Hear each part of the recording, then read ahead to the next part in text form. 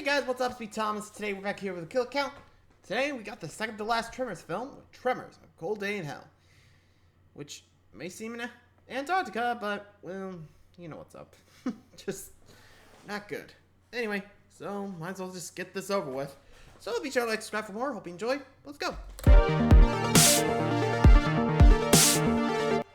Welcome to the Kill Count, where we tally up the victims in all our favorite horror movies. I'm Zoran, kinda looks like Jared Padalecki-Gavoyich, and today we look at the penultimate film in this franchise, with Tremors, A Cold Day in Hell, released in 2018. Now, when I first watched this film, I hated it. But on rewatch, this movie does some things right. Michael Gross is back, as is Jamie, my sideburns help me find my mouth Kennedy, who is slightly less annoying this time. Learning can be fun. Rosetta Stone me, dog. Slightly. Also returning is director Don Michael Paul, who this film's producer describes as the man with three first names. And even screenwriter John Welpley does moderately better this time around, writing ridiculous new Burtisms. My balls are in the Guinness Book of Balls. Plus, the explosions are as gooey as ever, the Graboid CGI is solid, and we also get a return of a practical Graboid, even if the effect isn't as impressive as the original. Despite all that, this sixth Tremors movie suffers from a lack of new ideas. No surprise, it's the same old show. Burt gets asked to help out a town in trouble, shit goes sideways, and they MacGyver their way out of the situation. Oh, they try and change things up by showing Graboids in snow, but they still filmed everything in South Africa. Oh, more on that later. In A Cold Day in Hell, Burt and his son Travis head to a Canadian research station that's recently been Graboided. Along the way, they have to deal with tax collectors, DARPA agents, and a mysterious Graboid-related illness that threatens to take our only returning character away from this franchise. But it'll be a cold day in hell before Michael Gross says no to a Tremors movie. And it'll be even longer before I say no to getting amazing sponsors like our latest one, Fetch Rewards. Fetch is a free app that lets you earn rewards on anything you buy, from Burt Gummer Survivalist DVDs to genuine ass blaster eggs. I, for one, am going to use Fetch on some of the Tremors props I ordered, because there's a lot of them. And since I bought them online, doing that couldn't be easier. I've synced up my Amazon account with the app, so all I have to do is hit the e-receipt button and Fetch will find those orders for me. And scanning physical receipts is simple too. I went to Best Buy to grab some movies for future kill counts. Let's see here. Oh, nope. Oh, hell no. Oh, I'll be covering this one. God damn it. Well, I can still get rewards by taking a picture of the receipt through the Fetch app. And just like that, I've got reward points that I can turn into gift cards for my favorite stores and restaurants. Plus, it works much better than my previous rewards program. Go get the rewards, boy. Go get them. Download the app now and use the code DEADMEAT to get 3,000 points when you scan your first receipt. Oh, will this frigid trip to the Arctic cause some shrinkage to our numbers? Yeah. Let's find out and get to the Here we kills. go. I got nothing to say. Let's go. The movie begins with a rant from me. That is not snow! That is a sand dune! You cannot tint sand blue in post-production and then throw a layer of digital snow over it, making your South African movie take place in Canada. I'm from Chicago. I know snow. Just film actual snow. Actually, they did try and film this movie in Bulgaria, but a massive blizzard made it logistically impossible. So they had to go back to South Africa so they could make the most of their budget. Oh, thank you, Bella. This is why we hired you as researcher and, fired that last guy. Myers. Anyway, I still think it looks dumb. But hey, the movie continues in Canada, where some hipster science kids lamely lampshade their South African filming location. We ever heard of a heat wave in the Arctic? Welcome to the Arctic summer. These nothing characters get nothing names, with Aussie from Australia, Yankee from America, and Dutch from Norway, even though that character should be from the Netherlands. Strike one, Welpley. They're drilling for core samples, but end up hitting some pumpkin spice latte instead. Uh-oh, you know what that means. Time to cut to the movie Ice Age, before the Graboid bursts through the, snow and swallows up this little Sheila, taking her back down under. Next up in the not-so-winter Kill Olympics is the American, who's yankied away like a construction worker, and then pulled underground screaming, which apparently doesn't affect the acoustics. Muffled or not, he's another victim of quick snow. These huskies know better than to hang around Norwegian scientists, so they head off to find Cuba Gooding Jr. Meanwhile, Dutch is chased until he falls down a snow dune, and our Molduga bursts from the sand, playing with its food before finishing the job with a kill and a title card. with a subtitle callback to a Burt line from Part 3. That'll be a cold day in hell. Speaking of back to perfection, we return to the town that has Chang's Market and absolutely nothing else, since they rebuilt this store yet again, this time in South Africa. And I will say production designer Andrew Orlando and his team did an amazing job. There are so many Easter and ass blaster eggs hidden here, including some more misspellings like in Tremors 3, and Big Don's ice cream, an homage to director Don Michael Paul. Who said vanilla was boring? Vanilla is one of my favorite flavors. Not better than this Chang Swiss cheese and bullets flavor. Crunchy. We are reintroduced to our main character, Gunn, and his sidekick, Burt Gummer, once again played by the one and only Michael Gross, the one and only reason I keep watching these films. After all these years, Tremors is the gift that keeps giving. Burt is now managing Chang's Market while Jody is working at a law firm in the nearby town of Reno. Ooh, sorry, Bixby. I object. To them not saying more about Bixby! Though Burt's a little older now, he's still mostly the same. Give or take one Atlanta Hawks hat. See, you've changed teams. No, just hats. It was actually Michael Gross's idea to change Burt's hat. As a former Chicagoan like me, he wanted to honor the Cubs, who had just won the World Series for the first time in over a century. Definitely something to celebrate. Something not to celebrate is that Travis is still here too, posing for the boys of the stockroom calendar, and making out-of-date jokes about Burt's tax problems with the IRS. You've been flipping off the feds longer than Wesley Snipes. To escape Malibu's most annoying, Burt takes a nap on the roof, where he has nightmares about the Tremors franchise taking over his life. You and me both, bro. You and me both. Pretty much. Made all that. His 90s music video is interrupted by a phone call from Dr. Rita Sims. How'd you get this number? You from the government? No, Sims got this number from her assistant Valerie, who's a major Tremie, like me. That's why she's able to spew out loads of Graboid exposition and make a callback to a line in Tremors 2. Graboid's in the Arctic. This could be a whole new ballgame. Yeah, especially because it's sand, not snow. Oh, I'm sorry. I'm sorry. I just don't like sand. You know, it's coarse and rough and irritating. Bro, come on.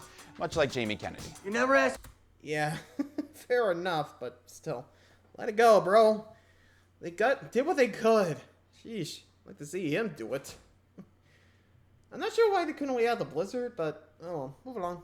She was hot. Case in point. Since they need the money to pay Burt's back taxes, Dumb and Gummer head to the Arctic. They're flown there by Mac, who's got homemade grain alcohol to quell their nerves. But the in-flight drink service is cut short by an Arctic ass blaster. It bottom burps its way into the propeller of the plane, splattering itself onto Burt's hunting log, and also stalling the engine. The unfazed Mac makes a very easy emergency landing, despite all the flailing around Burt and Travis are doing. When they land, their booze is confiscated by a bunch of DARPA agents. That's Defense Advanced Research Projects Agency, to save you a Google search. DARPA is up here doing Black Op experiments, and this main DARPA douche threatens Burt to stay out of his way. Then he whiskers off back to Umbrella. Valerie arrives and says she's here to provide more continuity to the good Tremors movies. Here's a blast from the past, Mr. Gummer.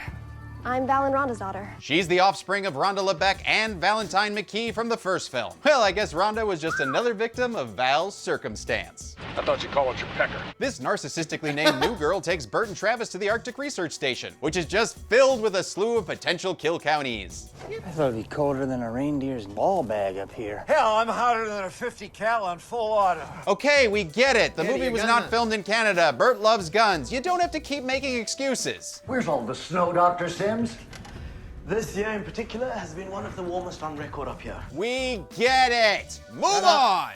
Are you tired of the cold? Do you long for the heat of the Sahara but don't want to miss out on the charm of a Midwestern polar vortex? Then you should try Sand for Snow.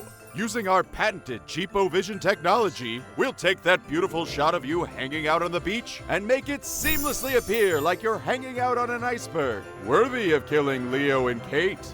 Sand for Snow, from the makers of Day for Night and Paxton for Pullman. Burt meets Dr. Rita Sims and another scientist, Mr. Freeze. Ferretti. Dr. Charles Ferretti. Okay, just chill out. Well, he can't because he was supposed to be flown out today. And with the engine full of blaster bits, that ain't gonna happen. Speaking of ain't gonna happen, Horn Dog Magoo starts hitting on the first hot chick he sees and tries to pun his way into her pants, making jokes about the midnight sun. Are you saying that the sun is never going down on me? The innuendo doesn't even make sense. Strike two, well plea. They debrief inside where we meet more of the research station team. There's Hart Hansen, a geomorphologist that loves to fly model planes, and a handyman named Swackhammer. Spikehammer? What kind of a stupid name is that? Said Zoran Graboid. Valerie spews some sciencey gobbledygook saying that the melting ice caps and geothermal hot springs awaken what might be the oldest graboids on the planet. Like Precambrian. Burt's response sees him channeling his great-grandfather Hiram. Come on, it sounds like a bunch of sassafras. Dandy. Burt tells Dr. Sims he thinks the DARPA agents might be breeding graboids as bioweapons. But before his paranoia can take further hold, Travis interrupts to let them know they've got an ass blaster on campus. Bad news for Ferretzi, who's walking around outside. And even worse news for this nameless guy who drives into the movie just to get his head stomped by an ass blaster. It then cooks up its ass artichoke and carries the guy away to kill him off screen, leaving Ferretzi so scared he may have made a fudgicle in his pants. That tends to happen when heads will roll on the floor.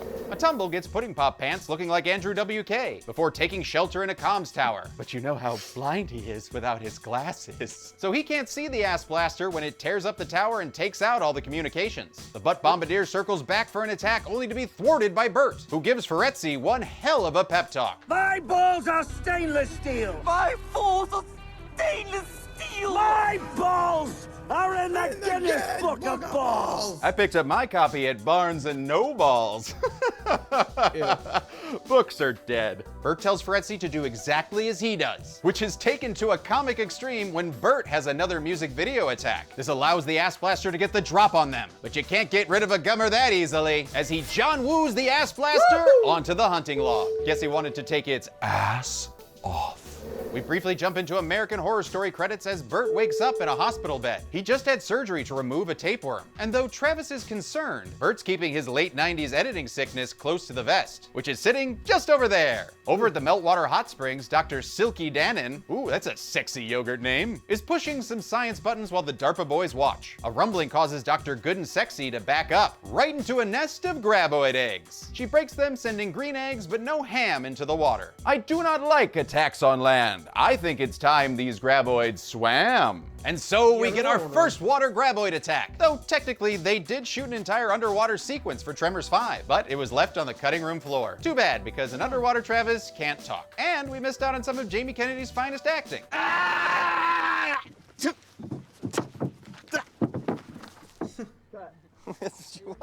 The graboid is once again played by a buoy, harkening back to the old sand hump effect from part 1. It wastes no time grabbing the good doctor and dragging her all around like an Amity Island skinny dipper. This was actually an intense stunt involving 3 cables pulling her in all directions, and it actually freaked out actress Jenna Upton at first. I didn't know that they were coming with the blood underneath, so when that started happening, I was like, oh my god!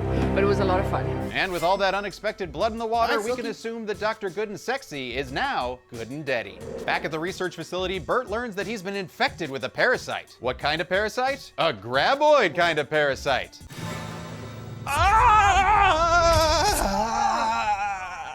Apparently he got it from getting all up inside that graboid in Tremors 3. And the only cure is to extract some antibodies from a live graboid. So after naming his favorite Tom Cruise film, Mission Impossible, Burt double checks that he's not also infected with the Thing. All clear, well, except for this predator penis that grabs another scientist named Dr. D. Dr. D is another researcher whose fashion sense could be best described as Gila Klein chic. But that graboid don't care, as it gratuitously snatches her, then pulls that D straight into its mouth. All this excitement has caused our Iceman to runneth across open terrain, but all Hart wants to do is make love to you. So he runs after him and asks, "How do I get you alone?" Fritzy responds by locking himself in a nearby truck like a real ice hole. A hurt Hart heads out as this underground barracuda goes crazy on you, truck, with an amazing practical car flip. Hart Edgar Deems up a tower while Ferretzi crawls his way from the wreckage, only to be attacked until he's eventually killed off screen. Yep. Looks like hell is about to Ferretzi over. Did I say that right, you dead dickweed? Everyone else regroups for a franchise mainstay planning scene. About damn time! Travis and Val, mostly Val, come up with a plan to create an underground electrical fence that should keep the worms out while they go to the hangar and acquire some TNT. It's dynamite! Okay, planning scene complete. Now let's move on! Damn it. The DARPA team has arrived, somehow avoiding the graboid outside. Burt gets into it with Dr. Cutts, the head DARPA guy, until the argument is interrupted by a graboid attack! They fire blindly into the hole until a dirt sneeze gives us some grabber tentacles. Travis and Burt are able to take 2 of them out, but the third one grabs one of the DARPA agents and sucks him into the hole. DARPA DM sees the dead. Wait, I don't think that's right. Time to get to the hangar, so Travis takes an ATV and lights a gas can, knowing that the flames will get Dr. Sims all hot and bothered. Biomechanics are so sexy. First of all, biomechanics, study of human movement. Not applying here. And you know what? How is any of this sexy? None of this sexy. Travis's stunt double returns, and we get a great shot of a leaping Graboid as it noms on the ATV, which subsequently explodes in a gooey mess, which money shots Hart as he watches from a nearby drill tower. All this Graboid goo was made by Paul Peters and his effects team, and boy, did they make a lot of it. Created 300 liters of Graboid goop, and I think we've used just about every drop. The crew heads to the hangar, but another Graboid causes them to scatter as we get a callback to the wood plank chase from the first film. And the Tremors 1 riffs continue as Dr. Sims gets snagged by one of the grabbers. Take off your pants! So take off your pants! Someone put your pants back on, man. I have neighbors. Ugh. Sims also refuses to join in the pants-free lifestyle, but it's because she's living an even freer way. I'm not wearing any underwear! Luckily, Val and Burt are here to keep this movie PG-13, with a couple of shots that split the grabber in twain. Travis and Sims share a moment over their favorite movie, Commando, but their ham-fisted romance is put on hold by another grabber attack. They need a distraction, so Burt looks to Hart, who's been pounding energy drinks. Time to take one for the team. Free Willy, and let the big dog eat. What does that mean? Oh, God. Piss? Oh, no! Yeah, piss. Pee jokes. Oh, man, I thought we were past this. And Swackhammer, why is your mouth open? Gross. Why? Not you, Michael. The Piddle Puddle gets the Graboid's attention, and everyone takes the opportunity to head to the hangar. Swackhammer starts building the electric fence, but Burt is taken down once again by the Graboid parasite partying in his colon. He manages to get onto a nearby rock as the Graboid attack gives way to more grabbers. Burt fends one off, and the second one is taken out in a nice practical gunshot from Dr. Sims. Burt only has enough energy to tell Travis to fuck off and kills one last grabber before collapsing. God damn it. Swackhammer activates the underground electric fence, and it successfully stops the incoming Graboid. And with Burt down and out, it's now up to Travis to figure out how to capture this Alaskan bullworm alive. And he won't get any help from the DARPA dummies, whose movement has attracted a Graboid that kills 2 of them and causes some explosions. This first guy is eaten off screen, while this tasty flaming DARPA pepper is eaten à flambe. The kill count graphic wakes up Burt, and he shuffles over to the hangar while another great practical stunt flips a nearby DARPA trailer. No idea if anyone was in there though, so nothing to add to the count. The group starts making bombs while Burt angrily asks Travis about where he got his latest rifle. Heather. My wife. Ex-wife, Burt. Yep, the HK-91 she took way back in Tremors 2 has returned in the hands of Travis. And with the right name this time, even though your comments told me that the 41 and 91 are basically the same gun. Also, there is so much ex-partner talk in these Whelpley movies, including Swackhammer, who names the main Graboid Sally Soul Smasher after an ex of his. She was a dirty man-eating bitch who used to stick her nose where it didn't belong. Okay. Good luck with all that. This core extractor drill double-clicks its thumbstick to go auto-running and makes enough noise to bring a secondary Graboid around as it begins to lower Hart like a shark into a mosasaur tank. The Graboid leaps and indulges its Tarantino-style foot fetish, while the hangar crew attempts to noisily draw the Graboid away. Then Val just fucking runs up to the tower and tries to reach Hart while a Graboid barrels down on them. Dumb. Painfully dumb. Lucky for her, this little impromptu stomp show somehow works. The Graboid heads towards the hangar just in time for Swackhammer to turn the fence on and blow that Graboid to kingdom come.